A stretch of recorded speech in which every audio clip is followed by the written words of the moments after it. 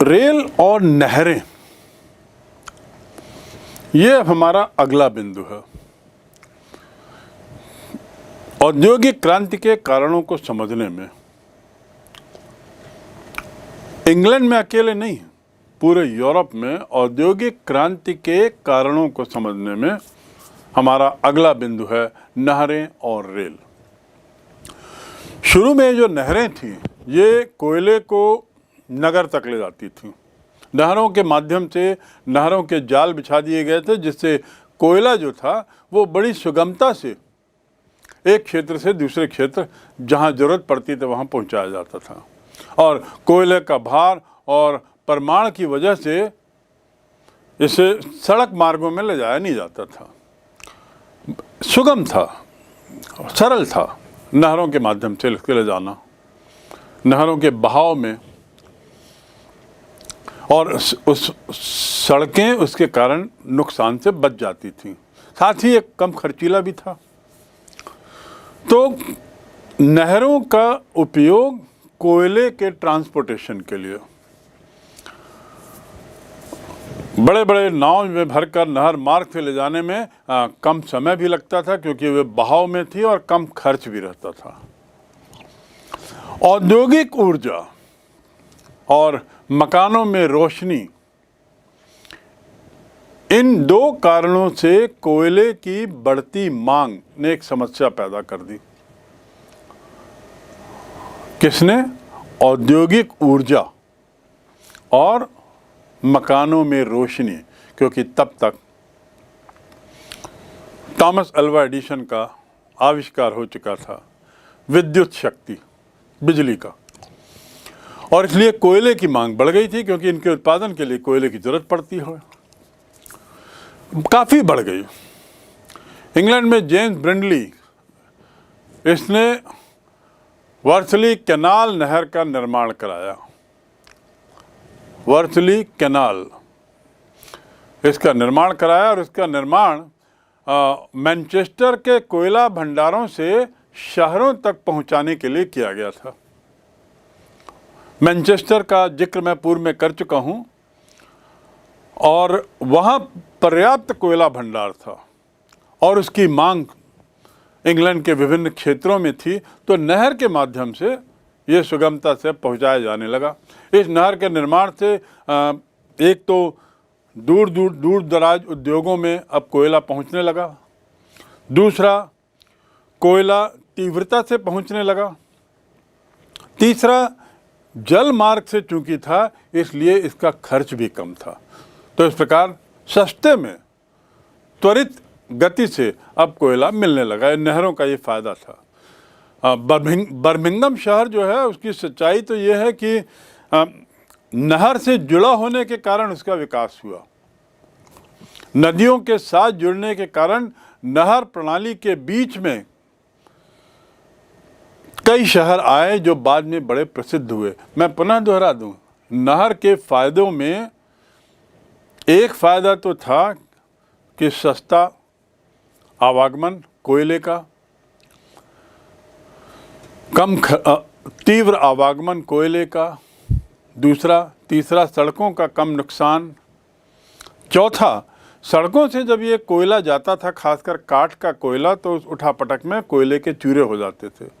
नदी मार्ग से जाने से, नहर मार्ग से जाने से नुकसान से भी बचे। चौथा पांचवा जिक्र कि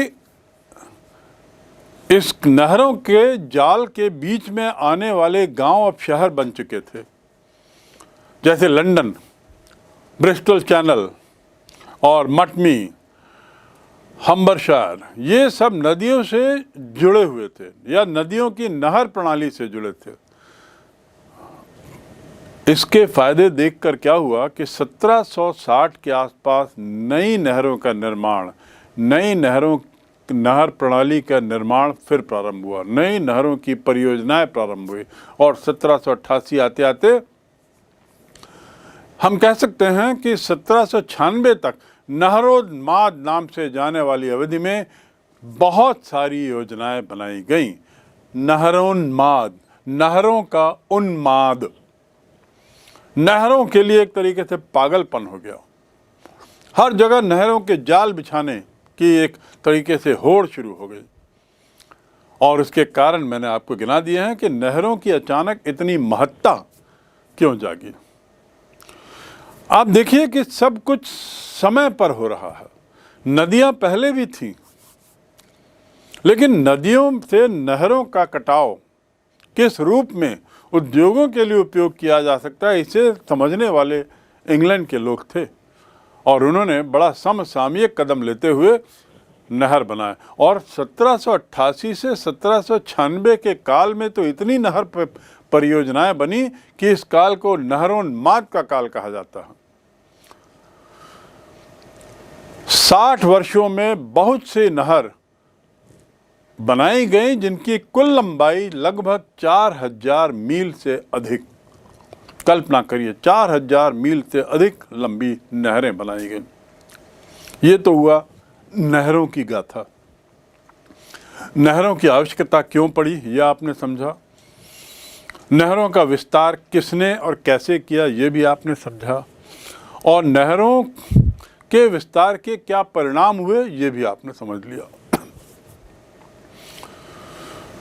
एक घटना कैसे या एक डेवलपमेंट कैसे दूसरे डेवलपमेंट को एक के बाद एक जन्म देता है, कारण बनता है, फिर कारक बनता है, ये आप इस अध्याय में स्पष्ट रूप से समझ रहे होंगे। अब जब नहर निर्माण होता है, आवाजाही होती है सामान की, चाहे वो कोयला हो तो बाकी सामान भी आने जाने लगेगा, बाकी सामान का भी आवागमन शुरू हो गया। वाष्प इंजन जब आया और वो प्राइम मूवर के रूप में जब देखा जाने लगा तो वाष्प इंजन के अन्य उपयोग भी शुरू हुए। लोहा जब आया तो लोहे के अनेक उपयोग ईजाद हुए। मशीनें जब आईं कॉटन बनाने की, तो कॉटन में प्रिंट करने की भी मशीनें आई, कई तरह के आविष्कार हुए। इन्हीं आविष्कारों की श्रेणी में वाष्प इंजन से प्रेरित होकर प्रथम भाप इंजन बनता है 1814 में। प्रथम भाप चलित रेल इंजन का निर्माण होता है स्टीफेंसन के द्वारा। किसके द्वारा?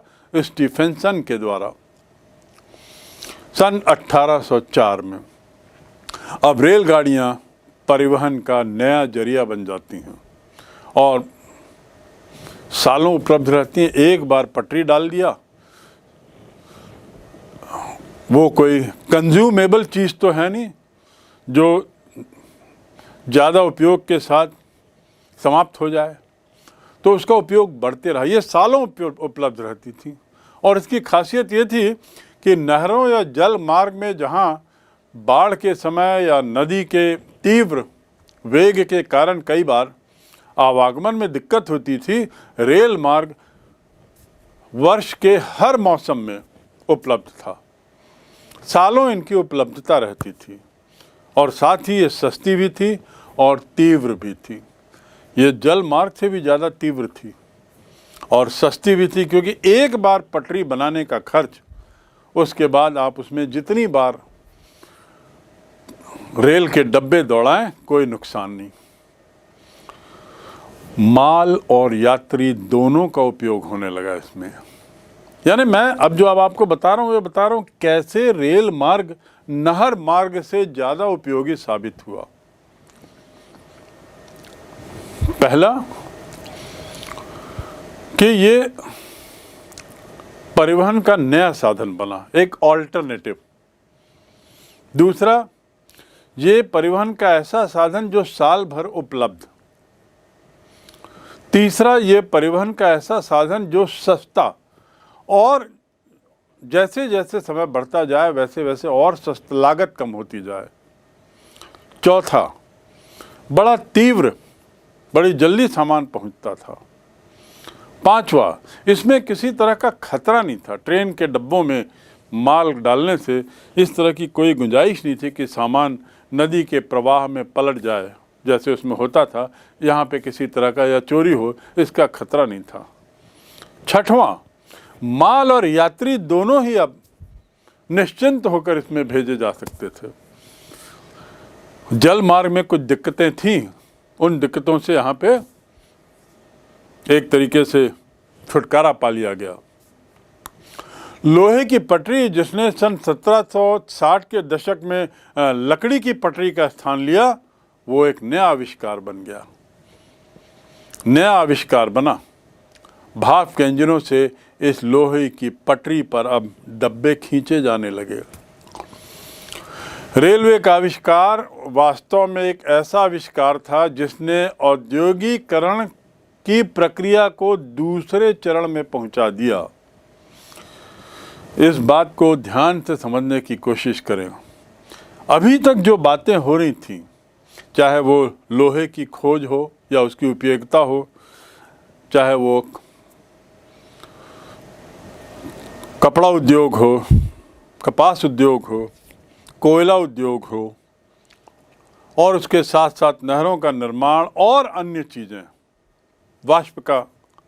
वाष्प की खोज, अन्य सारे आविष्कार, ये सब औद्योगिकरण की दिशा में पहला चरण माना जा सकता है, पहला पायदान, जिसने आने वाले वर्षों में आधुनिकीकरण का आधार रखा। आधुनिकीकरण के भी पायदान थे। ऐसा नहीं कि पहले ही 100 वर्षों में देश आधुनिक हो चला या विश्व आधुनिक हो चला। आधुनिकीकरण की प्रक्रिया तो आज भी चल रही है और आधुनिकीकरण की प्रक्रिया भविष्य में भी चलती रहेगी, उसका कोई अंत नहीं। कहीं ऐसा ना हो कि 200 साल बाद हम इतने आधुनिक हो जाएं कि वर्तमान काल को हम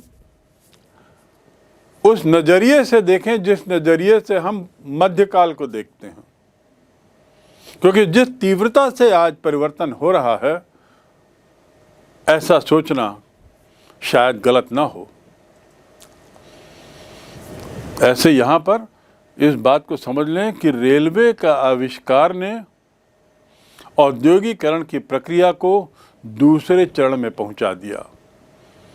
जो जल मार्ग से जो सारा आवागमन होता था माल का, जिसके अपनी सीमाएं थीं, जिसकी अपनी दिक्कतें थीं। अच्छा, जल मार्ग के साथ एक दिक्कत और थी कि जल मार्ग वहीं बनाया जा सकता है जहां पर ढलान हो, जहां पर उसका बनाना सस्ता हो। नहरें वहीं बनाई जाएंगी जहां पे नहर के पानी का ढलान निर्मित किया जा सके। नहरें वहीं बनाई जाएंगी जहां पे आसपास जनसंख्या हो। नहरें वहीं बनाई जा सकती हैं, उतनी दूरी तक बनाई जा सकती हैं जितनी दूरी तक नदी का पर्याप्त पानी इतना बहाव और इतनी गति दे कि उसमें नाव या जो उससे भी माल ढुलाई करना हो उसे ले जाया जा सके। ये उसकी सीमा है, उसकी दिक्कत है नहरों की। रेलवे ने ही ये सुनिश्चित किया कि यात्री और माल दोनों अपने गंतव्य स्थल पर सुरक्षित पहुँचें, वर्ष भर पहुँचते रहें, कम खर्च पर संभव हो और जहाँ चाहें वहाँ पहुँच सकें। रेल मार्ग इस दृष्टि से बनाए गए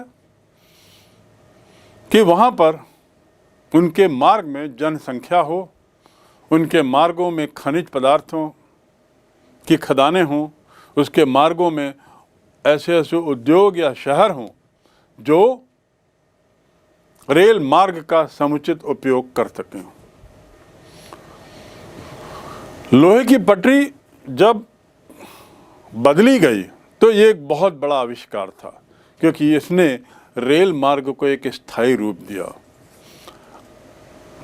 इसीलिए बारंबार इस बात को कहा जा रहा है कि रेलवे की प्रक्रिया, रेलवे का आविष्कार औद्योगिकरण की प्रक्रिया को द्वितीय चरण में पहुंचाता है। ये एक बहुत महत्वपूर्ण प्रश्न है परीक्षा की दृष्टि से। सवाल उठ सकता है कि आप क्या इस बात से सहमत हैं कि रेलवे का आविष्कार औद्योगिकरण के लिए इतना महत्वपूर्ण था कि उसे द्वितीय चरण में प्रविष्ट कराने का श्रेय दिया जाए?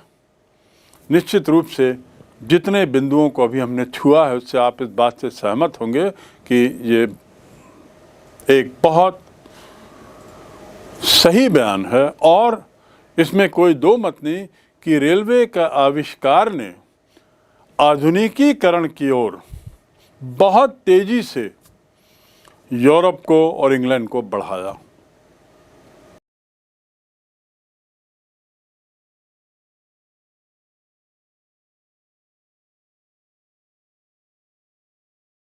मैंने आखिर ऐसा क्यों कहा कि रेलवे के आने से औद्योगिकरण का दूसरा चरण प्रारंभ होता है। रेलवे के आने से औद्योगिकरण की प्रक्रिया दूसरे चरण में प्रविष्ट कर जाती है। क्यों? ये एक बहुत महत्वपूर्ण प्रश्न है और बहुत गौर से समझने की बात है कि रेलवे के आने से ऐसा क्या हुआ कि औद्योगिकरण अपने अगले पायदान पे चला गया। थोड़ा इसके इतिहास को जानें और सर्वप्रथम इसमें जिक्र आता है 1801। रेलवे की बात करें तो सर्वप्रथम 1801, जिसमें रिचर्ड ट्रेविथिक इस नाम के एक व्यक्ति ने एक इंजन जैसी चीज का आविष्कार किया था। तो इंजन ही उसे हम कह सकते हैं कि अपने तरीके का पहला इंजन रहा होगा। उसने उसका आविष्कार किया और चूंकि उसकी आवाज़ बड़ी अजीब सी थी, बहुत ज़ोरदार थी, फुफकारने जैसी थी, इसलिए उसका नाम दिया गया फुफकारने वाला दानव। क्या नाम? फुफकारने वाला दानव, यानी puffing devil. PUFFING, puffing, puff करता था। पफिंग डेविल इंजन ही था। ये 1801 की घटना है। लेकिन इसके बाद 1814 में दूसरी घटना होती है और 1814 में एक रेलवे इंजीनियर जिसका नाम जॉर्ज स्टीफेंसन था, उन्होंने एक नया रेल इंजन बनाया। जॉर्ज स्टीफेंसन रिचर्ड ट्रेविथिक के बाद 1801 के बाद 1814 में इन्होंने एक रेलवे इंजन बनाया जिसका नाम था ब्लचर। ये इंजन 30 टन माल, कितना? 30 टन माल को लगभग 4 किलोमीटर प्रति घंटे की दर से एक पहाड़ी पर ले जा सकता था।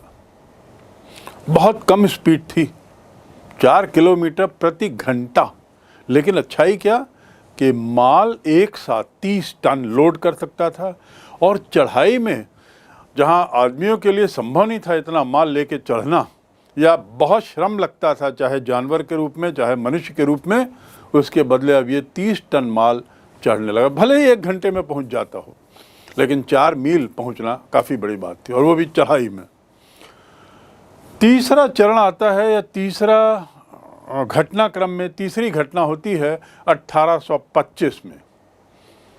1825 में स्टॉकटन और डार्लिंगटन शहरों के बीच में एक 24 किलोमीटर की रफ्तार से, 24 किलोमीटर प्रति घंटे की रफ्तार से लगभग 9 मील का रास्ता तय करने के लिए ट्रेन चलती है। कहाँ? स्टॉकटन और डार्लिंगटन। नक्शे में देखिए, दूरी कुछ नहीं है, 9 किलोमीटर मात्र। लेकिन एक बहुत बड़ी क्रांतिकारी घटना हो जाती है, क्योंकि इससे साबित हो जाता है कि इंजन को यदि ज़्यादा ताकतवर बनाया जाए किसी जरिए से, तो वह माल ढो सकती है।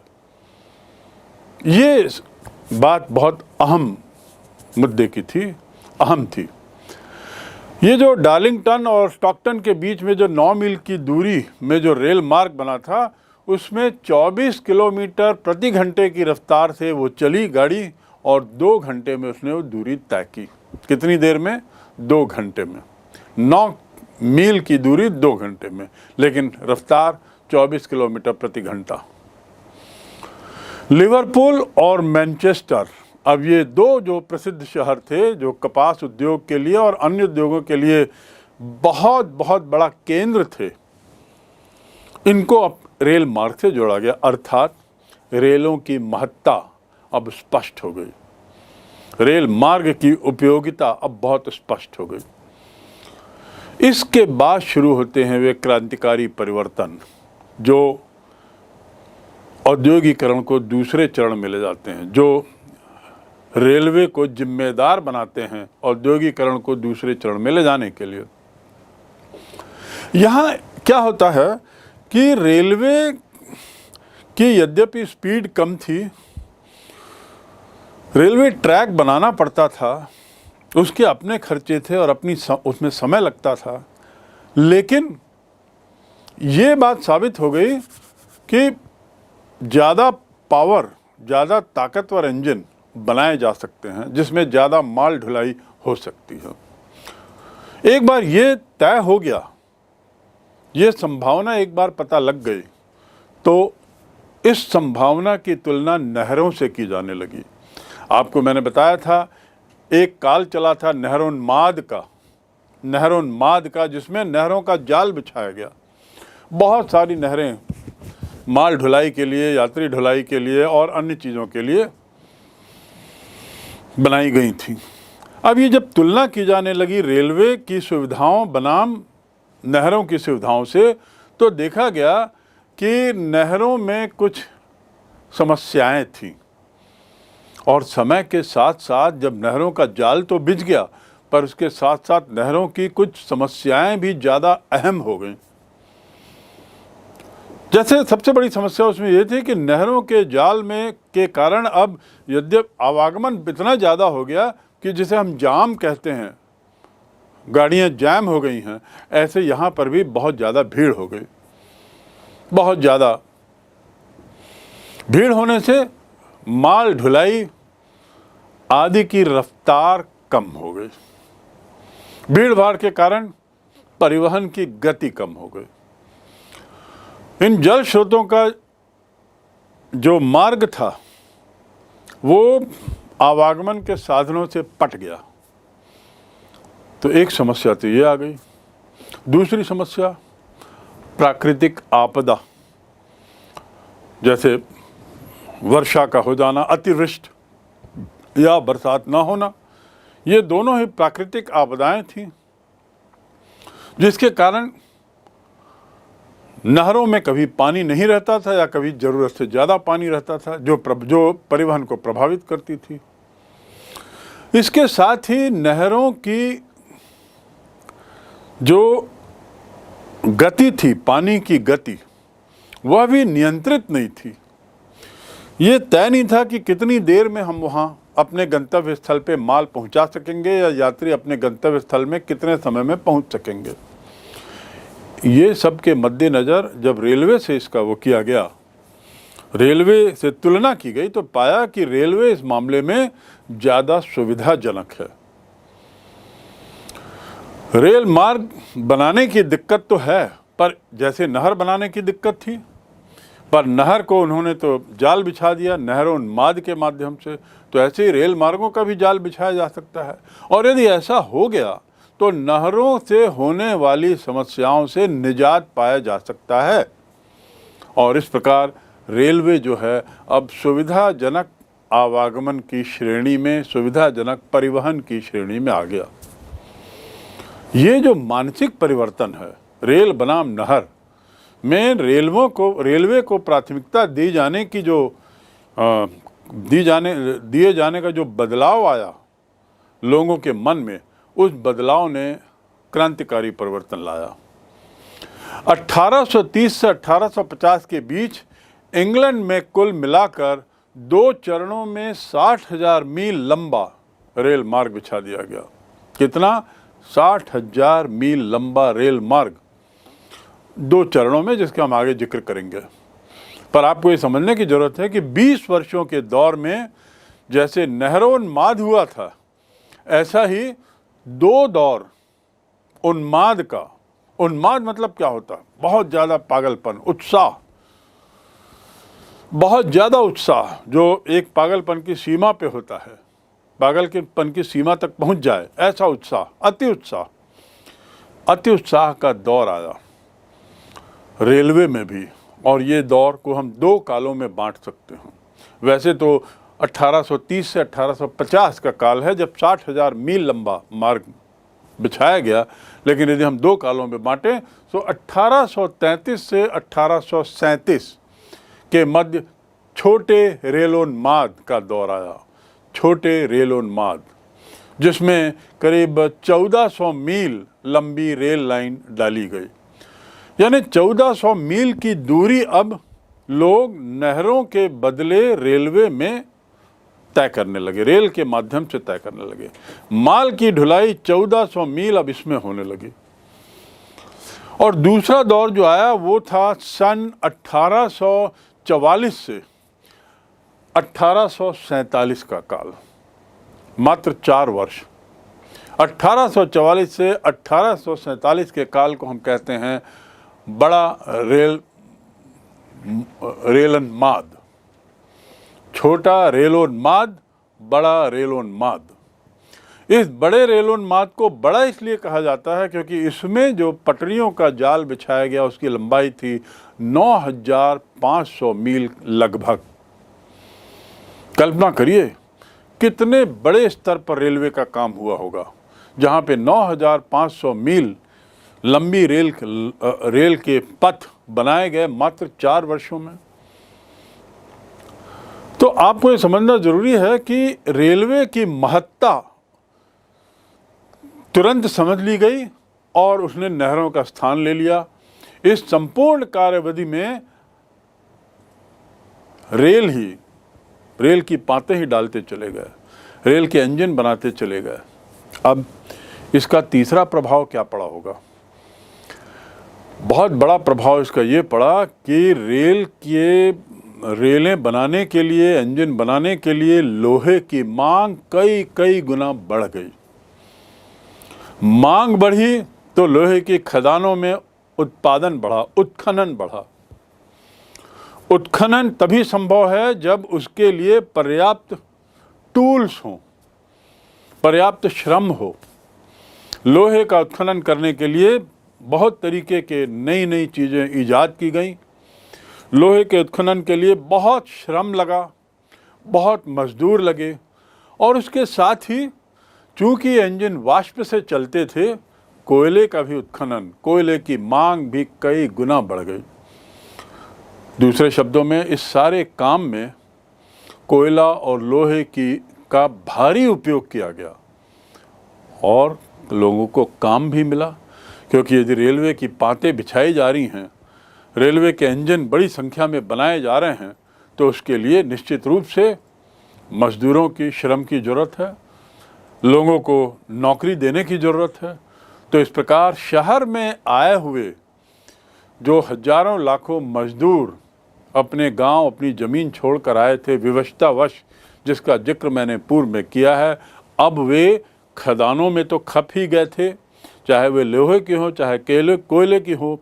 उसके साथ ही साथ अब ये लोग लोहे की पातें बनाने के निर्माण कार्य में भी बड़ी भारी संख्या में लग गए। और लोहे की खदानों में भी अब जो प्रोडक्शन हुआ, जो उत्पादन हुआ, वो भी कई गुना बढ़ा। तो इसकी तीव्रता जो थी, उनको बहुत जल्दी ये लोहे के चाहिए थे। लोहे की ज़रूरत तो थी ही, इसकी त्वरित ज़रूरत थी। त्वरित ज़रूरत की पूर्ति के लिए ज़्यादा श्रम, ज़्यादा मजदूरों की ज़रूरत पड़ती है। इस प्रकार मजदूरों को भी बड़ी भारी संख्या में इन खदानों में खपाया गया। दूसरे शब्दों में हम देखते हैं कि रेलवे की शुरुआत किस प्रकार औद्योगिक क्रांति के दूसरे चरण को जन्म देती है और किस प्रकार रेलवे औद्योगिक क्रांति को उसके दूसरे पायदान में ले जाता है। संक्षिप्त में हमने जिक्र कर लिया।